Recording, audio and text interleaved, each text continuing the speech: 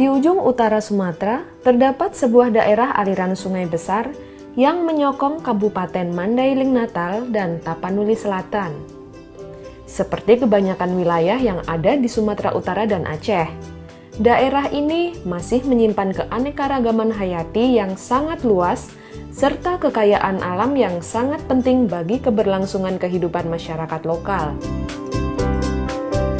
Di sini, Conservation International telah memilih untuk meluncurkan sebuah program inovatif untuk mempertemukan para petani dan pemimpin bisnis, LSM dan pemerintah dalam sebuah kemitraan kolaboratif yang bertujuan untuk menjamin kelangsungan hidup jangka panjang dari daerah tersebut.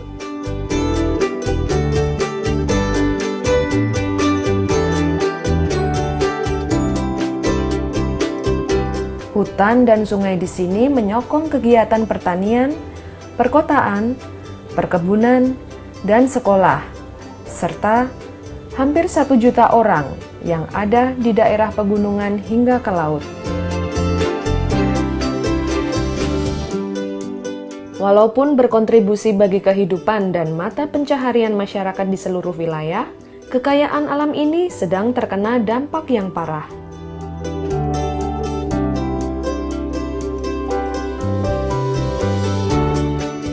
Tapi, ketika ekosistem terkena dampak dan kekayaan alam berkurang, apa yang akan menjadi dampaknya?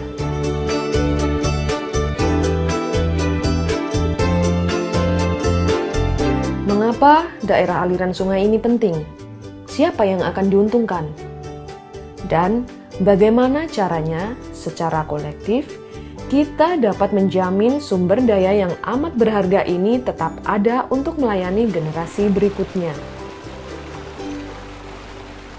Dari dulu memang masyarakat sudah ada keyakinan bahwa ini tidak boleh diganggu. Karena apabila diganggu nanti sumber air akan berkurang. Karena air yang datang dari kawasan hutan ini langsung mengaliri air sawah masyarakat.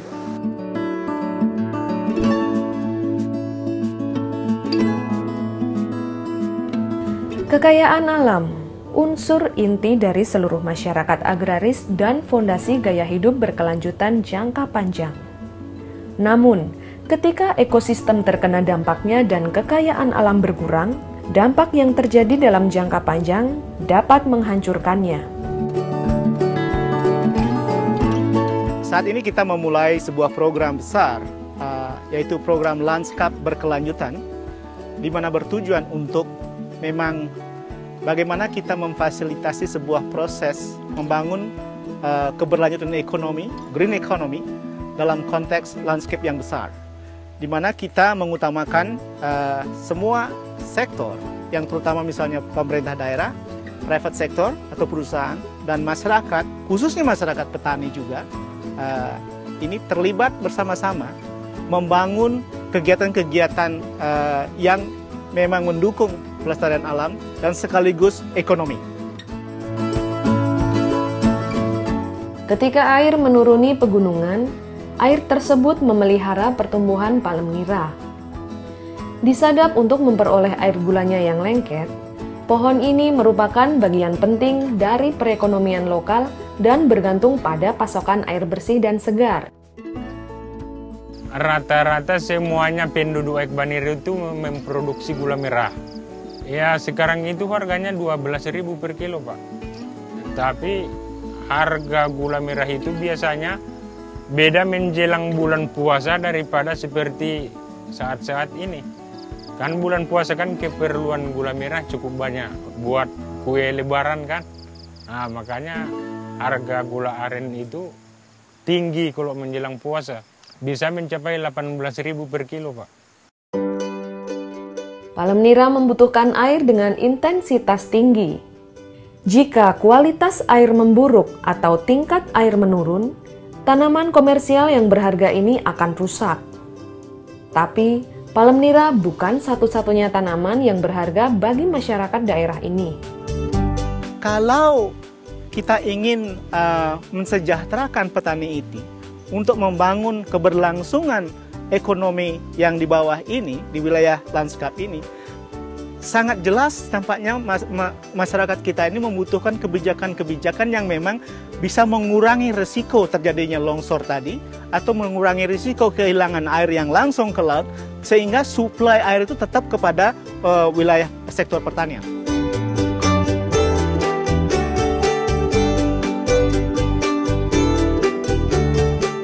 Masyarakat Panjabungan Selatan ini sebagian besar penduduknya memiliki pekerjaan petani, di mana itu petani sawah ataupun pekebun karet, aren dan juga coklat.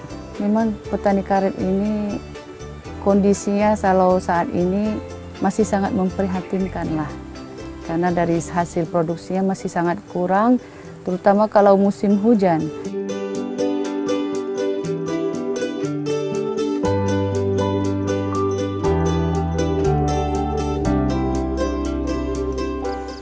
Ya, menurut pendapat saya, Pak, pertama kurang bagus, Pak, petani karetnya, lantaran airnya inilah, air getahnya itu kan terlalu sedikit. Jadi istilahnya hasil dari satu kebun kurang mencukupkan bagi satu orang gitu.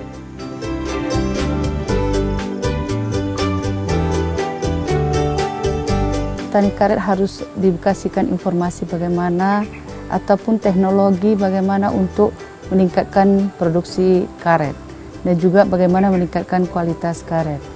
Ini telah mulai dilaksanakan oleh pihak CI. Kami sangat bersyukur sekali dan berterima kasih sekali, di mana sudah ada peningkatan kami lihat.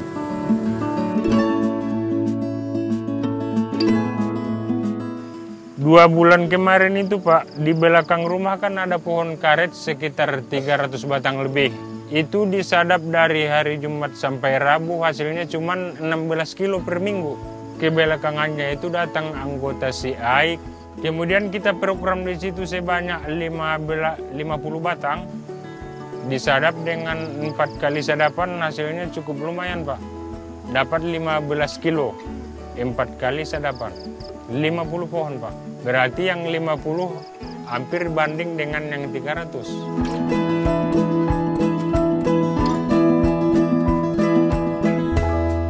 Yang paling perlu sekarang yaitu pendidikannya.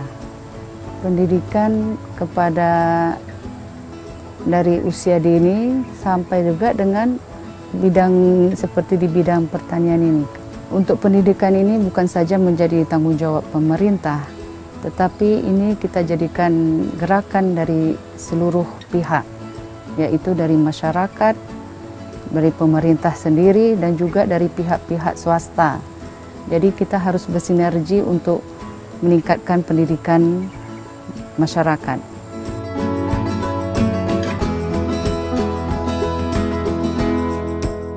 Masalah yang rumit terkadang dapat diselesaikan dengan solusi sederhana, namun membutuhkan kepercayaan, kerjasama, dan kemitraan antara semua pihak yang terlibat.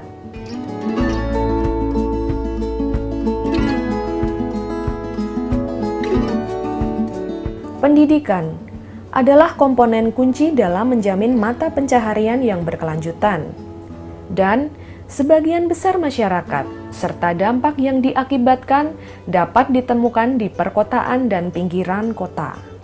Dalam kenyataan sehari-hari yang sering kita lihat juga bahwa banyak anggota masyarakat kita yang juga kalau kita tidak nyambung, dalam artian belum memahami hubungan yang langsung antara praktek sehari-hari yang kita lakukan di kota dengan kehidupan yang ada di pantai misalnya, atau di hilir sekali, atau antara gunung dan laut. Nah, sering kita tidak menyadari bahwa sampah yang dibuang di wilayah gunung atau di perkotaan itu tidak akan memberikan dampak di pantai. Tapi pada kenyataannya, semua sampah yang kita buang di kota atau di gunung, pada akhirnya dia pergi ke laut. Akhirnya sebenarnya masyarakat kita yang hidup di kota itu memberikan risiko lebih besar buat masyarakat kita juga yang ada di pinggir pantai. Sehingga risiko kesehatannya dia lebih tinggi juga dari kita yang hidup di kota ini.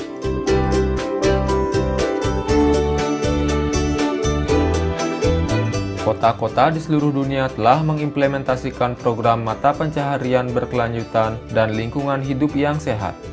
Ini semua dilakukan berdasarkan kemitraan.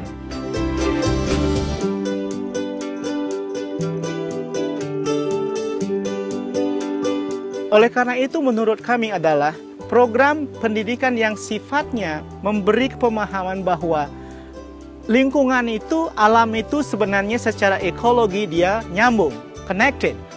It's ecologically connected. Oleh karena itu menurut kami adalah perlu sekali pendidikan yang sifatnya hulu hilir, memahami bahwa apa yang kita kerjakan di hulu akan memberikan dampak di hilir. Pesantren terbesar di Sumatera Utara yang berlokasi di Kota Madinah merupakan salah satu contoh masyarakat yang mengambil langkah-langkah besar untuk mengatasi masalah ini. Sejak tahun 1956, barulah pondok pesantren ini menerima siswa yang perempuan. Yang sekarang jumlahnya sudah mencapai 9.500 orang. Yang itu berasal dari seluruh provinsi yang ada di Sumatera ini. Dan ada juga yang dari Jawa Barat, Malaysia, Timur Leste.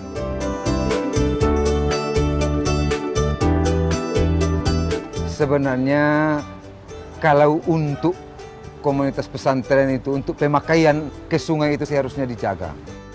Tetapi kita lihat semakin banyak penduduk dan siswa kita pun semakin banyak, dengan sendirinya kita pun sudah agak sulit untuk mengontrol itu sebenarnya.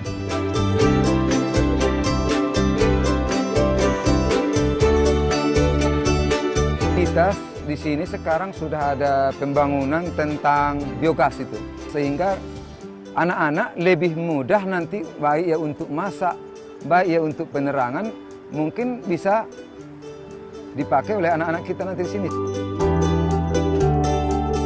Tentang santri kita yang banyaknya 9.000-an ini, dengan sendirinya pasti akan mendatangkan sampah itu. Termasuk mungkin kalau kita hitung-hitung mungkin paling sedikitnya hampir setengah kilo sampah dia satu hari satu orang. Kalau 9.000 orang, udah berapa ton sampahnya satu hari? Kemitraan dan kerjasama sangat dibutuhkan di daerah padat penduduk seperti ini. Bagi sekolah-sekolah dan berbagai perusahaan, serta LSM dan pemerintah, ada keharusan yang bersifat mendesak untuk ikut terlibat, karena kami mengalami dampak yang sangat parah. Kalau untuk sampah lingkungan hidup ini, kalau kita sendiri saya rasa nggak akan bisa. Itu nggak akan bisa, soalnya mungkin baik ya ilmu pengetahuan kita masih minim tentang itu, baik pengolahan minim. Nah, kalau tidak nanti kerjasama kita dengan satu perusahaan atau satu komunitas, nanti tidak mungkin mampu kita kalau tidak kerjasama. Di daerah seperti ini, yang kaya akan keanekaragaman hayati, terutama kekayaan agraris, pertumbuhan ekonomi harus diimbangi dengan pembangunan yang berkelanjutan. Tapi, jika hal ini dilakukan tanpa memperhatikan pemeliharaan fungsi kekayaan alam, sungai, hutan, dan keanekaragaman hayati, seluruh sistem akan runtuh. Khusus 3 tahun terakhir ini, masyarakat kita relatif sudah bisa memahami pengertian masyarakat untuk menjaga lingkungan, utamanya untuk menjaga hutan ini,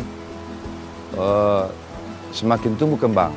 Tapi kita secara perlahan kita himbau masyarakat bahwa manakala lingkungan hidup tidak terjaga, atau hutan rusak, akibatnya banyak. Katakanlah masa lalu tidak terkontrol dengan baik, masih ada wilayah-wilayah yang sering kalau hujan itu bisa menjadi langganan banjir longsor.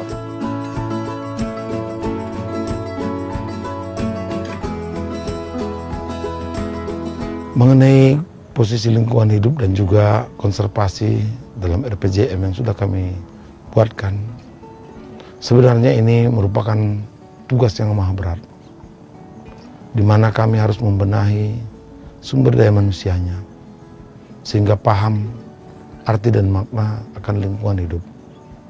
Di satu sisi, potensi yang dimiliki Mendeng Natal perlu juga sebagai peningkat perekonomian buat masyarakat sendiri, akan tetapi harus terjaga dari hal-hal yang selama ini kurang baik.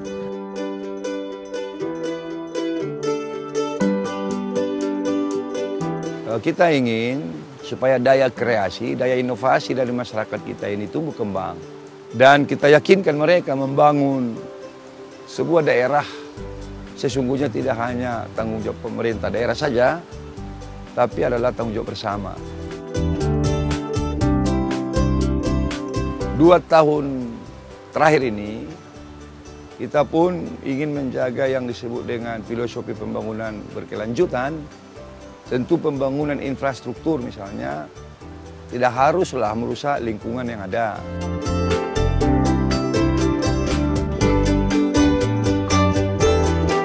Kepada seluruh perusahaan yang berkiprah dari Mandaling Natal, agar tetap memelihara lingkungan hidup. Namun di satu sisi perlu disadari bahwa kami sebagai putra daerah berharap agar bumi Mandaling Natal kami ini bisa kami wariskan kepada generasi muda kami dengan tetap memiliki keaslian lingkungan hidup.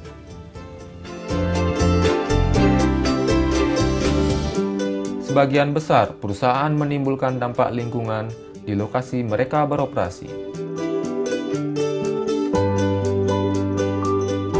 Mengakui adanya dampak yang ditimbulkan dan secara aktif mencari solusi akan menjamin keberlangsungan bisnis kami dan memberikan manfaat pada masyarakat dalam jangka panjang.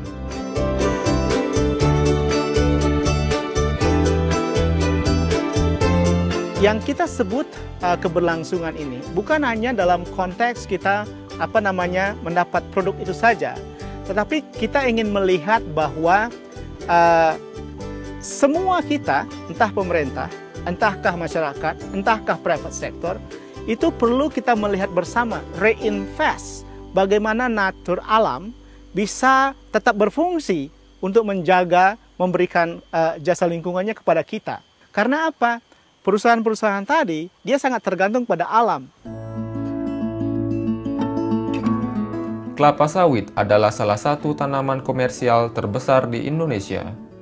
Sebagai salah satu pemasok utama kelapa sawit di dunia, industri sawit di Indonesia juga berada pada posisi terbaiknya dalam mengurangi dampak lingkungan yang mereka timbulkan.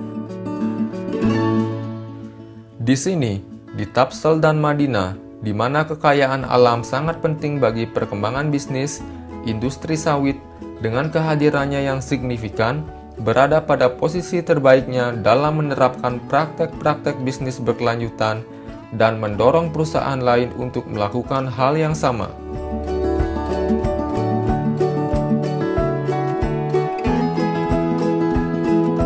Kami pikir banyak mungkin perusahaan-perusahaan yang berjalan saat ini, perusahaan-perusahaan besar, entah dia di kelapa sawit, entah dia di karet atau lain, masih ragu dengan program seperti Lanskap berkelanjutan seperti ini. Dia bukanlah program yang dikerjakan oleh satu organisasi. Tapi yang kita ingin lihat adalah program Lanskap ini adalah semacam co-creating the future, co-creating the vision untuk mencapai keberlangsungan lingkungan dan ekonomi di satu lanskap besar. Oleh karena itu dia kesuksesannya sangat tergantung kepada seluruh multi-stakeholder, seluruh elemen yang bisa engage, yang bisa menerjemahkan dan mengadopsi, menjalankan visi daripada lanskap berkelanjutan ini.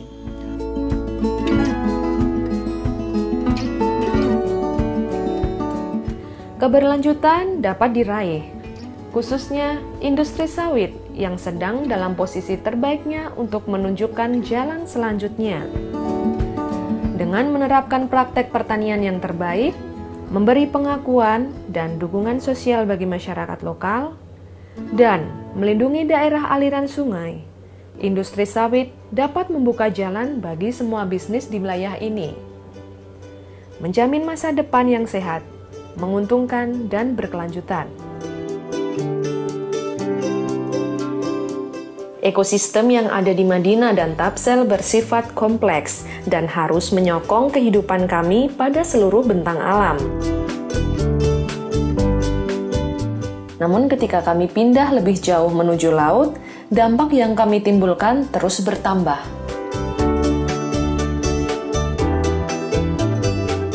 Beberapa tahun terakhir ini memang saya lihat di daerah ini banyak kegiatan mining tapi bersifat lokal.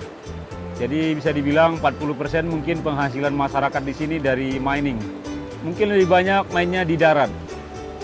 Kalau di darat mungkin kalau kita presentasikan mungkin 60% banding 40%. Kalau kita bicara tentang ekonomi masyarakat, memang untuk masyarakat yang ikut menambang local mining itu penghasilannya mungkin cukup lumayan. Ya beberapa mungkin penghasilannya range-nya satu hari per orang bisa 50.000 sampai kadang bahkan ada yang sampai 1 juta. Tapi dampak secara khususnya terhadap masyarakat yang tidak ikut menambang adalah ya mungkin pengaruhnya terhadap penggunaan air.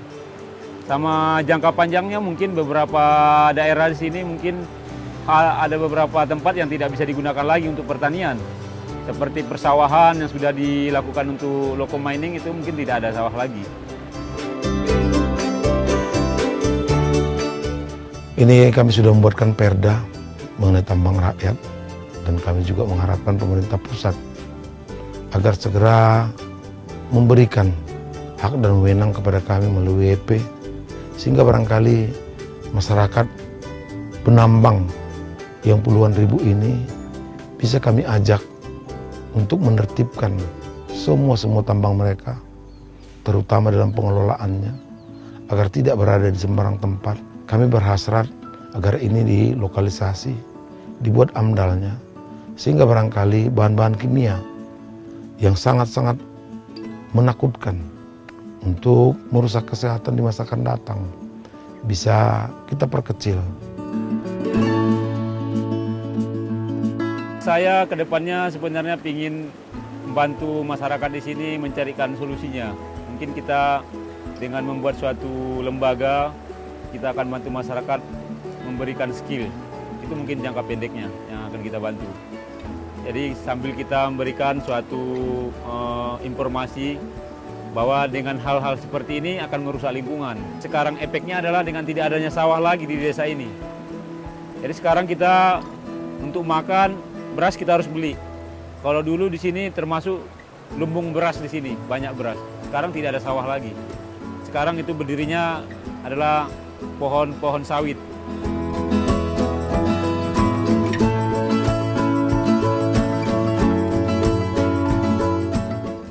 Pelestarian bentang alam yang kami lakukan akan menjamin keberlanjutan bisnis kami dalam jangka panjang. Masa depan Madinah dan Tapsel tergantung pada kemitraan di semua tingkatan, dialog terbuka, tindakan positif yang nyata, dan keinginan bersama demi kemakmuran jangka panjang.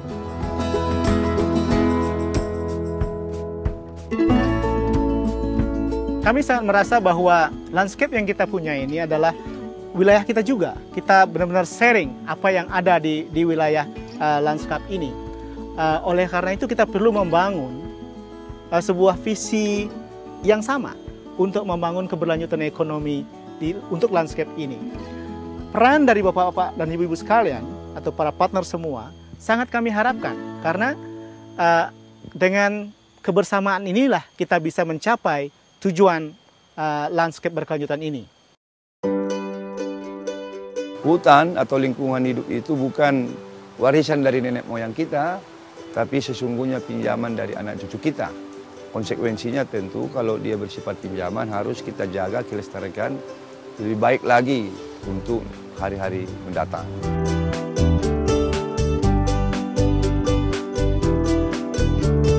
Kalau nanti masyarakat tidak peduli lagi dengan hutan, siapa lagi yang akan memberikan suatu dorongan kepada masyarakat untuk menyayangi dan mencintai alam yang kita cintai ini.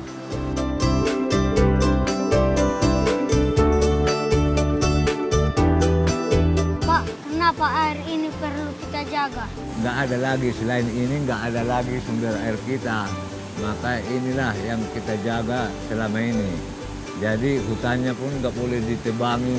Kalau ditebangi terjadi pengeringan. Maka terjadilah erosi, longsor, banjir bandang. Ini harus dijaga ini. Hutan kita pun jangan dirusak ya. Ya Pak.